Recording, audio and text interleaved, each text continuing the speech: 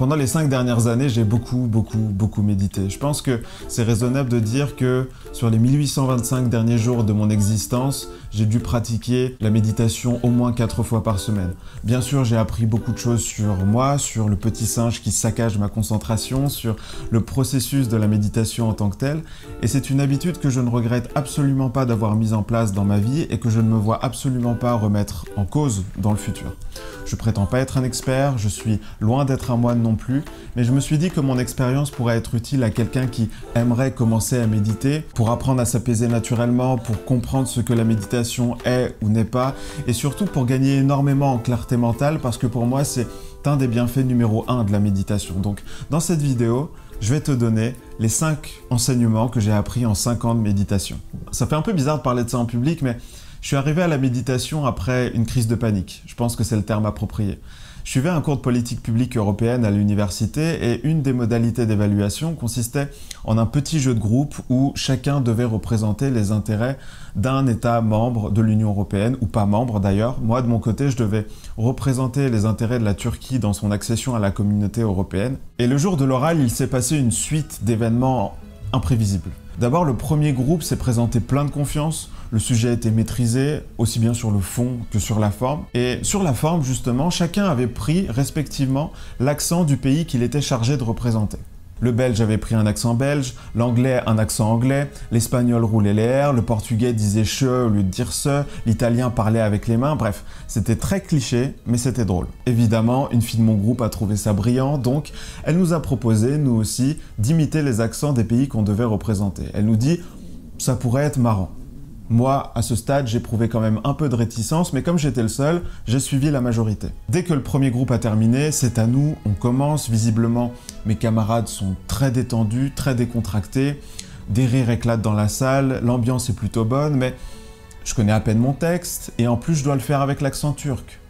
Mais c'est quoi l'accent turc déjà? C'est quoi ses caractéristiques? L'accent belge, je vois à peu près, l'espagnol, je vois aussi, mais le turc? Évidemment, au lieu d'assumer mon ignorance, je décide d'assumer le choix du groupe et je me lance. Et là, de ma bouche sort un espèce de mélange d'alsacien, de belge et d'arabe. C'est absolument horrible. Et plus je parle et plus je me rends compte de la bêtise que je suis en train de faire.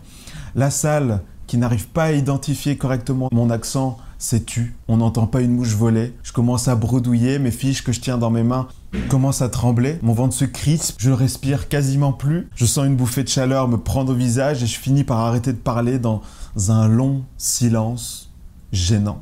Je finis mon texte le plus vite possible, sans accent, et quand je lève la tête, je peux lire l'inquiétude dans les yeux de mes camarades parce que tout le monde a bien compris que je suis en état de choc. Et cet événement a été transformateur. Ça a été à la fois un des événements les plus inconfortables de mon existence et en même temps un passage obligé vers une prise de conscience. J'étais prisonnier de mes pensées et je m'étais laissé embarquer dans un engrenage de pensées qui a fini par me paralyser. Et c'est après cet événement que j'ai découvert la méditation. Et avec elle, cette idée révolutionnaire à bien des égards, nous ne sommes pas obligés de nous identifier à nos pensées. C'est contre-intuitif ou même incompréhensible pour quelqu'un qui n'a jamais médité, mais une pensée, c'est un objet produit par la conscience et avec lequel nous ne sommes pas obligés de faire corps. D'ailleurs, la plupart des écrits sur la méditation nous invitent à observer les pensées. C'est d'ailleurs une instruction que l'on reçoit très souvent. Et c'est à ce moment-là que tu réalises que lorsque Descartes disait « je pense donc je suis », il n'avait certainement jamais médité. Et si t'en doutes, il y a même une expérience très connue qu'on peut faire. Pense à un film le plus rapidement possible. Je te laisse 3 secondes. Parmi tous les films que tu as vus, les centaines de films que tu as vus, est-ce que tu as l'impression d'avoir choisi le film que tu as choisi ou est-ce que ce film est juste apparu dans ton esprit? En fait, l'intérêt numéro 1 que je tire de la méditation, c'est que c'est une alarme pas comme les autres. Généralement, ce qu'on nous invite à faire quand on médite, c'est que on nous demande de nous installer confortablement, de nous concentrer sur un objet donné pendant une période donnée. Parfois le souffle, inspiration, expiration, parfois la sensation de gravité qui nous attire vers la surface sur laquelle on est assis, parfois les sons, Parfois c'est une combinaison de tout ça, et dès qu'on remarque qu'on est entraîné par une pensée, on revient à notre objet de concentration. Donc la méditation nous permet de sonner l'alarme de plus en plus rapidement et de plus vite revenir à un état de calme. Beaucoup de gens ont une vision erronée de la méditation et pensent qu'un des buts de la méditation, c'est d'arriver à ne plus ressentir aucune émotion. Et c'est complètement faux. Quand on médite, on ressent toujours la joie, l'inquiétude, l'anxiété, la colère, l'envie, la tristesse. On reste toujours humain, après tout. Donc, quelle différence ça fait de méditer ? On est capable de reconnaître la nature transitoire d'une émotion. On est capable de la reconnaître dès son apparition. Si c'est une émotion plaisante, on l'accueille avec bienveillance. Si c'est une émotion négative, on est capable de mieux reconnaître les signes et surtout les pensées qui l'accompagnent et on choisit délibérément de ne pas nous engager avec elle. Si tu as parfois cette impression de brouillard mental, c'est sûrement que tu as beaucoup de pensées parasites qui t'empêchent de penser clairement. Et en pratiquant la méditation quotidiennement, on muscle sa concentration. En fait, la méditation n'est ni plus ni moins qu'un jeu d'attention. On se laisse embarquer par une pensée, l'alarme sonne, on revient à notre souffle. Maintenant, imaginons que tu veuilles t'engager dans une activité qui demande un esprit clair, beaucoup de concentration. La lecture, par exemple. Même chose.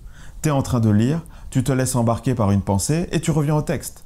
Mais comme tu pratiques la méditation, tu vas pouvoir te reconcentrer beaucoup plus rapidement et beaucoup plus longtemps parce que maintenant, tu as le manuel qui te permet de commander un peu mieux ton esprit. Enfin, il y a une idée répandue selon laquelle la méditation est une pratique égoïste pendant laquelle l'individu est centré sur soi, à l'exclusion des autres.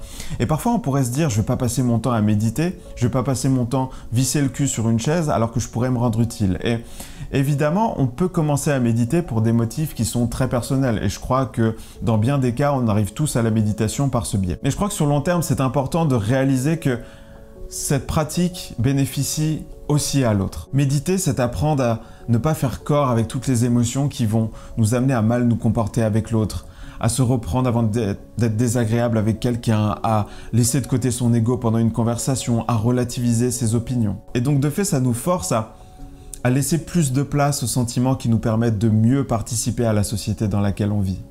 La gentillesse, la compassion, l'amour.